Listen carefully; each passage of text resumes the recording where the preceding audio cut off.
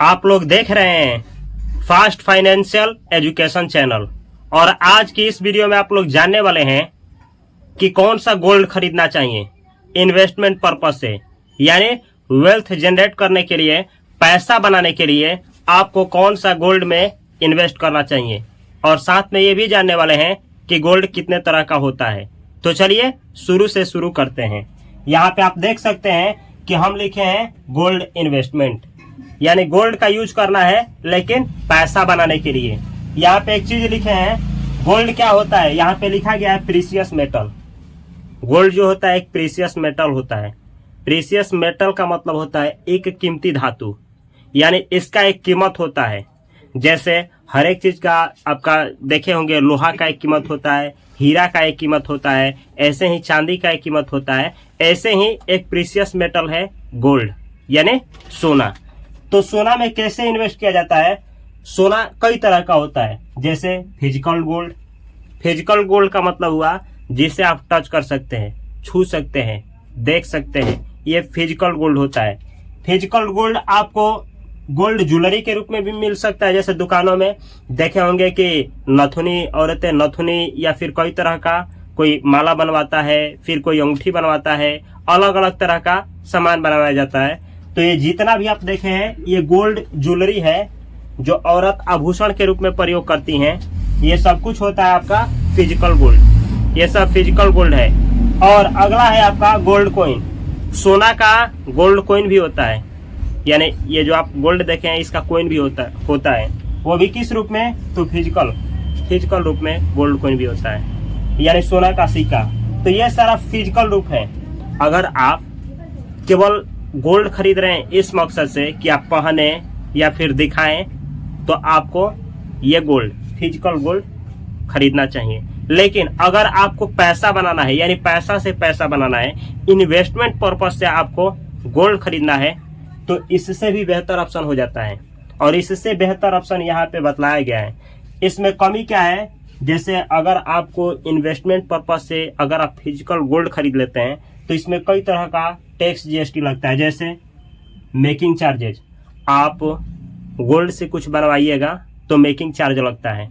वो दुकानदार बतलाते हैं कि कितना मेकिंग चार्ज पड़ता है, 3%, 4%, 5% मेकिंग चार्ज लगता है। प्लस में आपको प्योरिटी, यानी वो शुद्ध है कि नहीं है, उसको प्योर करने के लिए 3 से 4% उस पर भी वो लोग जो बनाते हैं, चेक करते हैं, वो लेते हैं। जैसे अगर 1000 का है तो 3%, 4% कितना हुआ? 3 से 4 रुपया। 1 लाख है तो 3-4 हजार पकड़ लीजिए, वो लोग उसमें पकड़ करके लेंगे।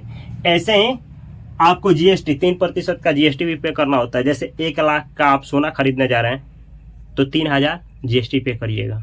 ये सब कुछ होता है आपका फिजिकल गोल्ड पे, यानी बोल सकते हैं कि ज्वेलरी जो आप पहनने के लिए यूज करते हैं उस गोल्ड पे। और स्टोरेज कॉस्ट, घर पे उसको रखिएगा सजा करके तो उसका भी कॉस्ट आता है। प्लस में ये जो फिजिकल गोल्ड होता है इसे खोने का भी डर रहता है, चोरी हो जाने का डर रहता है, तो एक डर ये आपको भी सताएगा।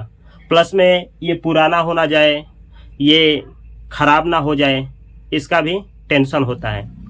तो ये होता है आपका फिजिकल गोल्ड। तो अगर आप शौकियाना है, गोल्ड का शौकीन है, दिखाना चाहते हैं, तो ये सही है। लेकिन अगर इन्वेस्टमेंट पर्पज से, पैसा बनाने के मकसद से आपको गोल्ड खरीदना है तो यहाँ पे कई ऑप्शन है। जैसे डिजिटल गोल्ड, जैसे गोल्ड म्यूचुअल फंड्स भी होता है, गोल्ड का म्यूचुअल फंड्स। ऐसे ही गोल्ड का ETF भी होता है, सेम ऐसे ही सोवरेन गोल्ड बॉन्ड्स भी होता है। चलिए एक एक करके देखा जाए किसमें क्या कमी और किसमें क्या प्रॉफिट है। यहाँ पे डिजिटल गोल्ड। अब ये डिजिटल गोल्ड क्या होता है? तो ऐसा गोल्ड जो आप अपने मोबाइल में देखेंगे, ये डिजिटल गोल्ड होता है। जैसे डिजिटल फॉर्मेट में आप देखे होंगे कि UPI से पेमेंट कर देते हैं, ये डिजिटल फॉर्मेट है।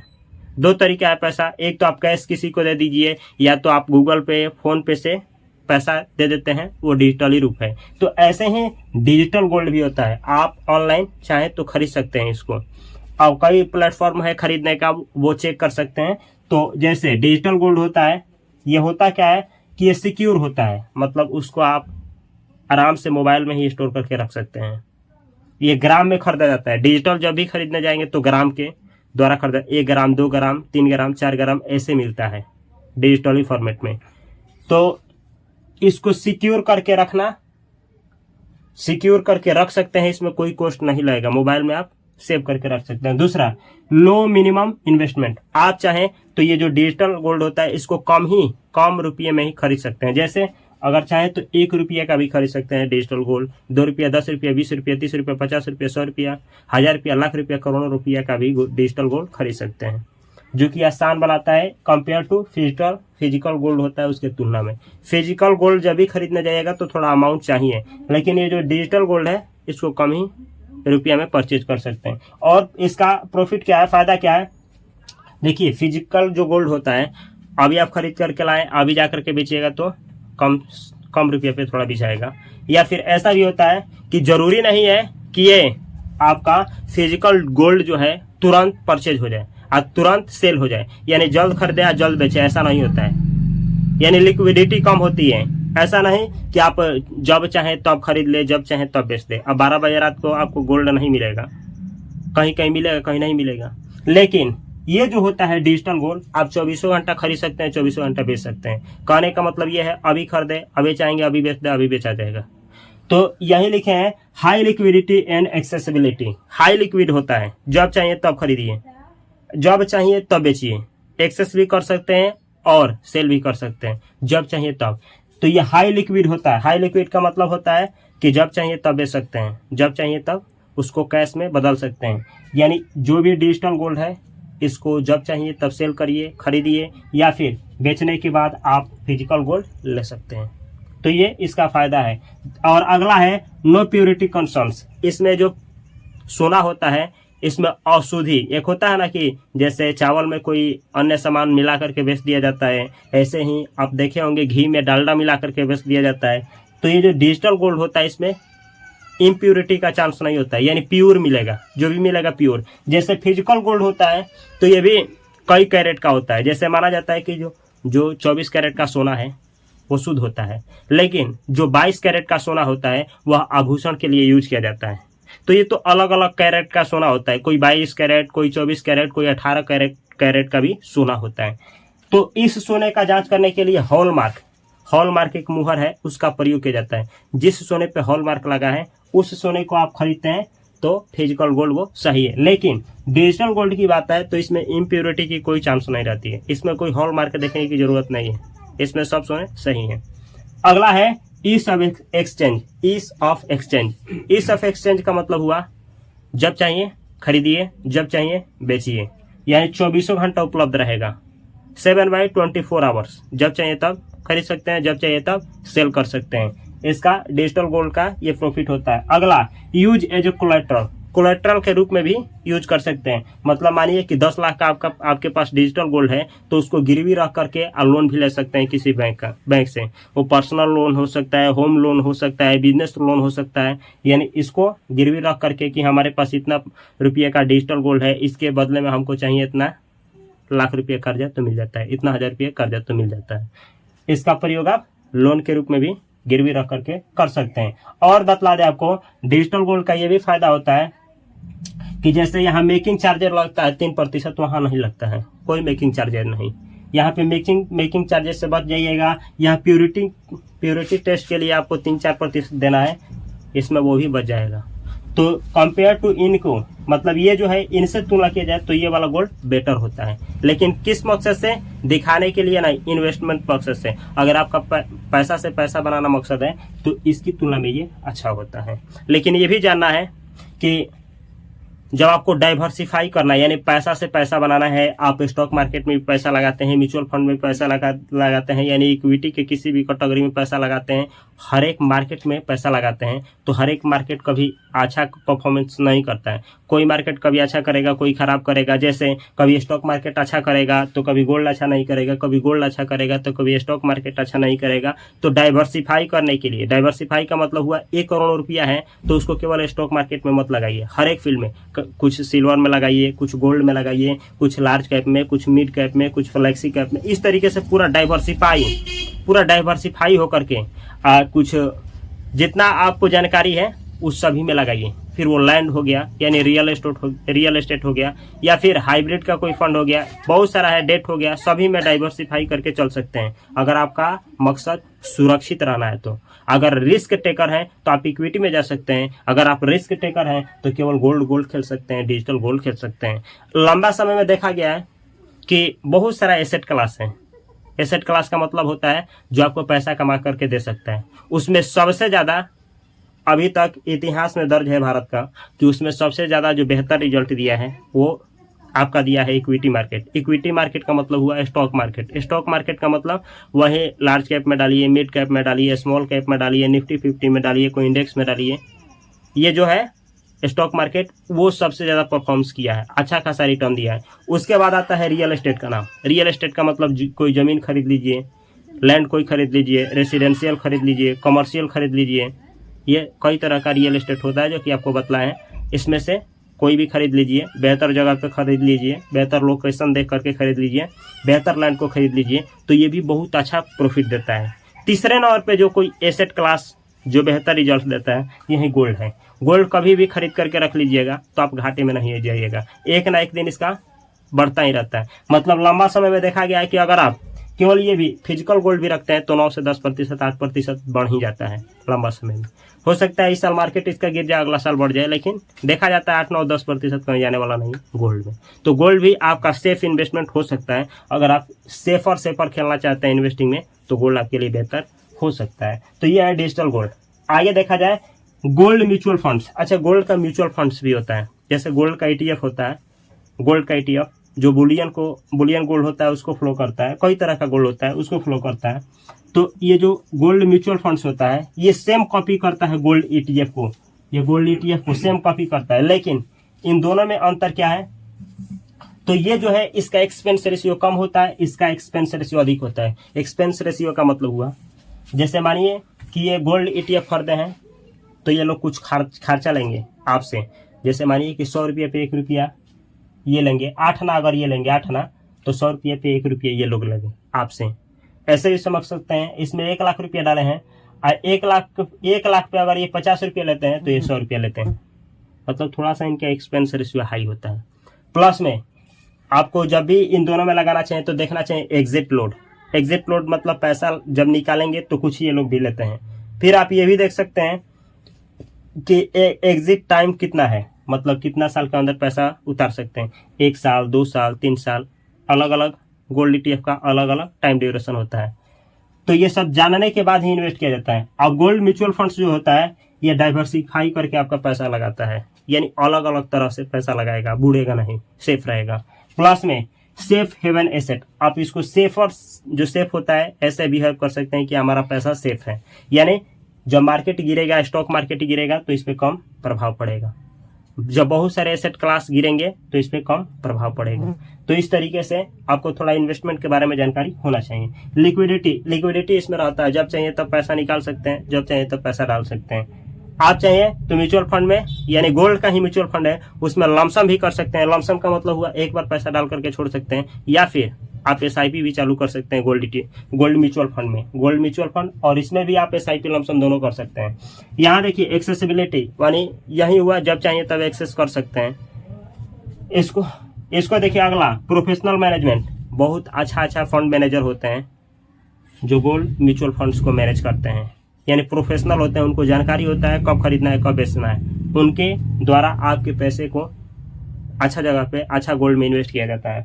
अगला है फ्लेक्सी इन्वेस्टमेंट अमाउंट, यानी ये जो फ्लेक्सिबल इन्वेस्टमेंट अमाउंट होता है, जब चाहिए अपने अमाउंट को घटा बढ़ा सकते हैं, इतना आपको फ्लेक्सिबल बनाया गया होता है। प्लस में टैक्स बेनिफिट्स, जब गोल्ड म्यूचुअल फंड्स की बात है तो आप टैक्स बेनिफिट्स भी इसमें मिलता है, लेकिन लंबा समय में 2 साल अगर होल्ड करके रखते हैं, 2 साल से पहले शॉर्ट टर्म गेन टैक्स लगता है और उसके बाद जाइएगा तो लॉन्ग टर्म गेन टैक्स। अब ये शॉर्ट टर्म गेन टैक्स क्या होता है, लॉन्ग टर्म गेन टैक्स क्या होता है समझिए।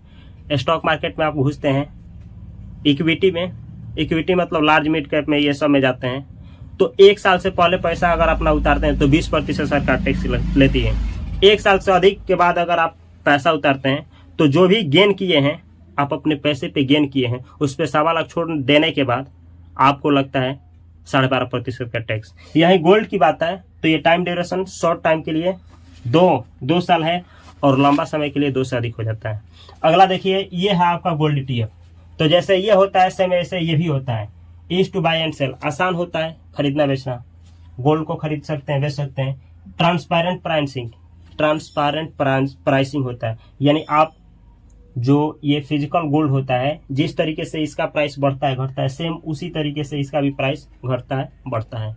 लेकिन इससे आसान ये होता है, इसको जब चाहिए तब सेल खरीद नहीं सकते हैं, इसको जब चाहिए तब सेल और खरीद सकते हैं। इसको घर बैठे देख सकते हैं कितना बड़ा कितना घटा। ये सेफ होता है, इसको हर एक मतलब दिखाने के लिए नहीं है कि ले करके घूम रहे हैं। आपके मोबाइल में है डीमेट अकाउंट, इसको खरीदने के लिए आपको डीमेट अकाउंट की जरूरत पड़ती है। जैसे किसी कंपनी का स्टॉक खरीदने के लिए डीमेट अकाउंट की जरूरत पड़ती है, उसी तरीके से ये जो गोल्ड का ETF होता है इसको भी होल्ड करने के लिए डीमेट अकाउंट की जरूरत पड़ती है। डीमेट अकाउंट का मतलब आप नाम सुने होंगे, ग्रो का नाम सुने होंगे, अप स्टॉक्स का नाम सुने होंगे, जीरोधा का नाम सुने होंगे, IND मनी का नाम सुने होंगे। ऐसे ही बहुत सारा प्लेटफॉर्म है जिसको बोला जाता है डीमेट अकाउंट। तो ये डीमेट अकाउंट का ये सारा का सारा जो है डीमेट अकाउंट रखते हैं। डीमेट अकाउंट में ये स्टोर आता है। नो स्टोरेज कंसर्न, यानी पैसा को लेकर के स्टोर करने की कि चुरा कहीं भुला जाएगा, गुम हो जाएगा, इसका कोई कंसर्न नहीं होता है, चिंता की बात नहीं होती है।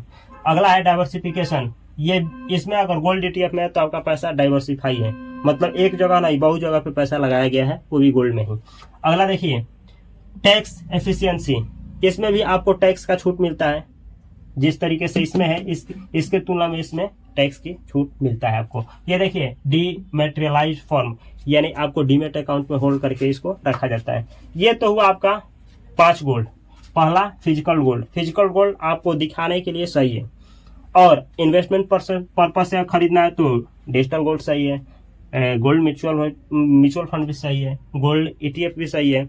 अब देखिए, इन तीनों में अगर हमसे पूछा जाए तो हमारे लिए ये बेहतर है, किसी के लिए ये बेहतर हो सकता है, किसी के लिए ये बेहतर हो सकता है। सारा जानकारी के ऊपर है और अपने रिस्क टेकिंग के ऊपर है और अपने समझदारी के ऊपर है। आप अपने ज्ञान को बढ़ाइए और अपने फाइनेंशियल एडवाइजर से सलाह लीजिए और उसके बाद किसी एक में लगाइए। नहीं लगाना है तो मत लगाइए, लेकिन जानकारी रखिए, आगे काम करेगा। आगे देखिए, सोवरेन गोल्ड बॉन्ड जिसे SGB बोला जाता है, इसको ध्यान से समझिएगा।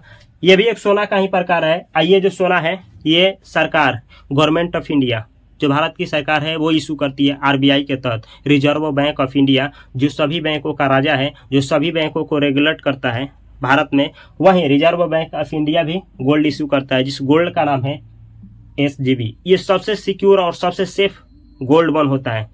जैसे इसमें और इन सभी में अंतर क्या है, एक चीज आपको बतला दे, यहाँ जितना भी ऑप्शन देख रहे हैं सोना का, उन सभी सोना में सबसे बेहतर होता है SGB, सोवरेन गोल्ड बॉन्ड। लेकिन ये साल भर में 5 बार सरकार इशू करती है, मतलब बेचती है RBI। अभी बतला दे तो अभी के समय में सरकार को लॉस हो रहा था इस पे, यानी सरकार लॉस झेल रही थी, इसीलिए इसको बंद कर दी है। अभी पहले था कि साल भर में 5 बार इशू करती थी। अब होता था क्या कि सरकार का एक मकसद था कि जब ये SGB खरीदेंगे तो कम से कम इसको 5 साल होल्ड करके रखेंगे, मतलब 5 साल से पहले पैसा नहीं उतारेंगे, पहला चीज। और दूसरा ये था कि 5 साल हो जाता है तो उतार सकते हैं। और इनका मैच्योरिटी टाइम ये था 8 साल। 8 साल का मतलब 8 साल से पहले पैसा नहीं उतार सकते हैं, ऐसे समझिए। 8 साल से पहले पैसा नहीं उतारना है। 8 साल से पहले अगर पैसा उतारते हैं तो सरकार जितना वादा किया उतना नहीं मिलेगा। जैसे इस गोल्ड का जितना प्राइस बढ़ता है उतना ही इसका भी बढ़ता है SGB का, लेकिन इस पे 8 साल होल्ड करके रखते हैं तो 2.5% और भी फायदा मिलता है। जैसे इतना समझिए कि मानिए कि 8 साल में ये गोल्ड आपको रिटर्न दिया कितना, 8%। 8 साल इसको खरीद करके रखें, 8 साल इसको खरीद करके रखें, ये 8 साल में आपको 8% रिटर्न दिया। लेकिन ये जो है ना ये वाला, तो ये 8% तो इस भाव से बढ़ा ही बढ़ा है, लेकिन RBI इस पर और 2.5% देती थी, 2.5, तो ये कितना हो जाएगा 10.5%। तो 10.5%, यानी इससे ज्यादा ये 2.5% सरकार देती थी। अब ये समझा दे आपको, साल में 2 बार आपको ये जो 2.5% है ये मिलता था। इसका मतलब ये नहीं हुआ कि 5% सरकार देती थी, नहीं, एनुअल 2.5% था, लेकिन इसको 2 बार करके देती थी 6 माह पे। इसको ऐसे भी समझ सकते हैं, ये जो सोवरेन गोल्ड बॉन्ड है इस पे सिंपल इंटरेस्ट मिलता था। सिंपल इंटरेस्ट का मतलब ऐसे हुआ, मानिए 1 लाख का ये खरीद करके रखे हैं, 1 साल हो गया तो आपको इस दाम से तो ये बढ़ा ही बढ़ा, प्लस में 1 लाख का 2.5% 2,500 हुआ, तो 2,500 आपको मिल जाएगा। फिर अगले साल 2,500 मिलेगा। ये नहीं कि कंपाउंड, सब पे नहीं इंटरेस्ट मिलेगा, केवल सिंपल इंटरेस्ट, कंपाउंडिंग इंटरेस्ट इस पे नहीं मिलता है। ये फिक्स्ड इंटरेस्ट रेट इस पे तय करती है आरबीआई, फिक्स्ड इंटरेस्ट रेट मिलता है। प्लस में कैपिटल गेन टैक्स भी, अच्छा इसमें ये भी होता है कि जब 8 साल बाद आपका टाइम पूछ जाता है, अब पैसा आप इस पे उतारिएगा तो नो टैक्स। इन सभी पे टैक्स लगेगा लेकिन इस पे टैक्स नहीं लगता है। जैसे मानिए 1 करोड़ का सोवरेन गोल्ड बॉन्ड खरीद करके रखे हैं, 8 साल बाद आप बेचते हैं, पैसा उतारते हैं तो टैक्स नहीं लगेगा, लेकिन इन सब पे टैक्स लगता है। तो ये टैक्स फ्री होता है। 8 साल इसका मैच्योरिटी टाइम होता है। 8 साल के बाद इसको सरकार खुद ही खरीद लेती है।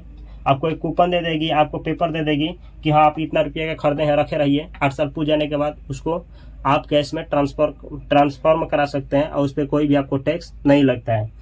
सेम ऐसे ही इसमें और भी फायदा है, नो स्टोरेज कॉस्ट। इसको सजा करके रखने के लिए चोरी होने का गुम खतरा नहीं रहता है। सोवरेन गारंटी, यानी इसमें सरकार का गारंटी होता है, सेफ होता है, सिक्योर होता है। डिजिटल फॉर्म, इसको डिजिटल फॉर्म में रख सकते हैं, मोबाइल में रख सकते हैं। ऐसे ही लॉन्ग टर्म इन्वेस्टमेंट, आपका मकसद ये है कि लॉन्ग टर्म में इन्वेस्टमेंट करें तो ये बेहतर ऑप्शन हो सकता है, लेकिन अभी सरकार इसको बंद की है। आगे इसके बारे में सोच सकते हैं। अगर आपके पास SGB है तो उसको होल्ड करके रखिए, क्योंकि इन सभी गोल्डों में सबसे बेहतर गोल्ड ये SGB देखा गया है, आ रहा है, बेस्ट रिजल्ट दिया है। अगर आपको SGB खरीदने का मौका मिले तो सब कुछ छानबीन करके खरीदें, ये बेहतर होता है। ये रहा गोल्ड के ऊपर एक छोटी सी जानकारी जो मैं प्रयास किया हूँ उन लोगों के लिए जिनको पूरा जानकारी नहीं होता है कि किस तरीके से गोल्ड में आगे बढ़ना चाहिए, नहीं बढ़ना चाहिए। इस तरीके से इन्वेस्टमेंट सीखने के लिए फास्ट फाइनेंशियल एजुकेशन चैनल को आप लोग सब्सक्राइब कर सकते हैं। मैं मिलता हूँ अगले वीडियो में अगले टॉपिक के साथ। तब तक के लिए आप सभी को love you, all the best, thanks for watching this video.